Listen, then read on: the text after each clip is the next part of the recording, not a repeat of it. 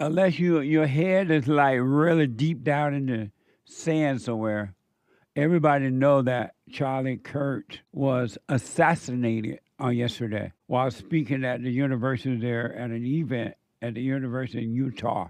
And it wasn't a shooting, it was an assassination by shooting.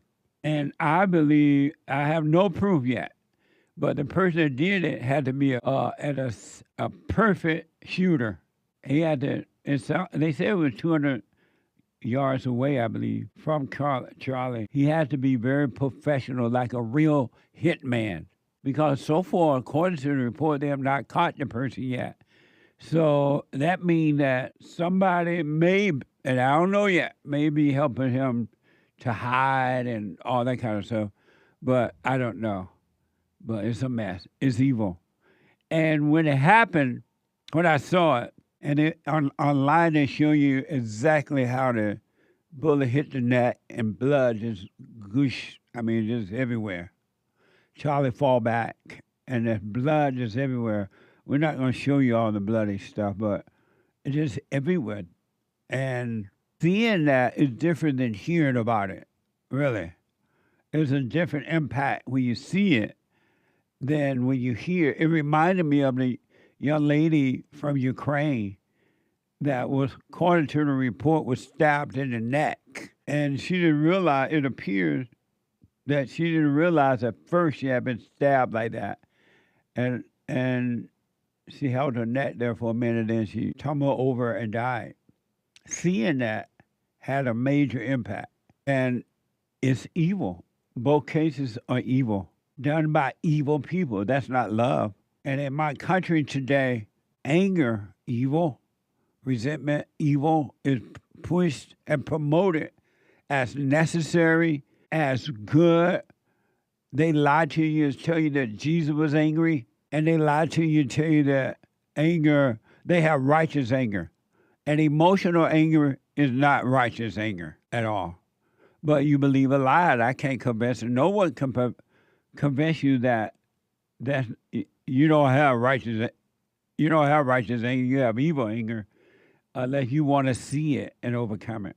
So, and when I saw what happened to Charlie Kirk, it was sad. It really was. And I have met him over the years. I've talked to him over the years. I can't say that we were friends, but I do know him, and he seemed to be serious and legitimate in what the work that he was trying to do. I didn't realize how young he was. He was younger than Bond, my nonprofit organization, 35 years old. My organization, he was 31, I think, 33 or something. And I didn't know he was that young, and I didn't know he had a wife and kids. That's amazing. But may his soul rest in peace, and I wish his family well. 31 years old, had a son and a little girl. And he was assassinated, from what I know and heard, because of what he talked about and what he believed. And there doesn't seem to be any other reason, which is amazing to me. Really, it's touching that this happened to him. And it should not be happening, period, but it definitely should not be happening in America. We are a Christian nation. Where is the love? And the Democrats and the media and others, they've been pushing, since Donald Trump been in office, they've been pushing nothing but hate, anger, overreaction. And unfortunately, anger is being pushed as good now in America. Evil has played a trick on the mind of human beings like I've never seen before. At one point, we in America promoted love. Even when I was growing up in Alabama on a plantation, we were told to love one another, not hate one another. That there are good in some people, there are bad in some people, but we should not hate. And it didn't matter the color. That's gone now. Hate is promoted in the forefront of life. Isn't that amazing? Supporting evil.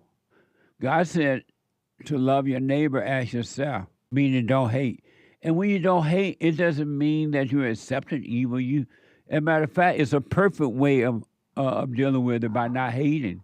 You see it, you understand it, you know why it's happening, but you don't hate because you will become like what you hate. Ain't no way around it. Whatever makes you angry and you react to it, it controls you from within and it's in you. So I want to say to the people, I know a lot of you are angry and about what happened to the young lady in Charlotte, North Carolina, and now to Charlie Kirk. You want to be angry. I want to warn you. Do what you want. Don't be angry. Don't let other angry, evil people tell you that this is a time to be angry. It is not. This is injustice. It is evil. It's bad what happened to him, but you can't get angry. You deal with it without anger. Deal with it without the anger. President Trump had a perfect response, pointing out what's happening. The media and the radical left been pushing this kind of anger stuff. And young people, because they don't have, not all but most, don't have sense of self-control, they think that anger, when they hear it in the media, they hear it on college campuses, they think that anger is fine, and they're going to react to it and overreact. So I want to warn you, do what you want, but see it as injustice, and it is. It's evil, and it is, but you stay away from the anger. Do not get angry because you will suffer if you get angry.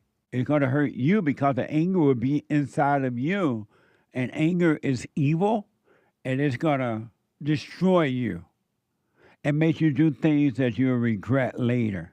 So I want to encourage you, as bad as it is, and it is evil, do not get angry. See it for what it is, evil, but don't get angry. And then your soul will be at rest, at peace.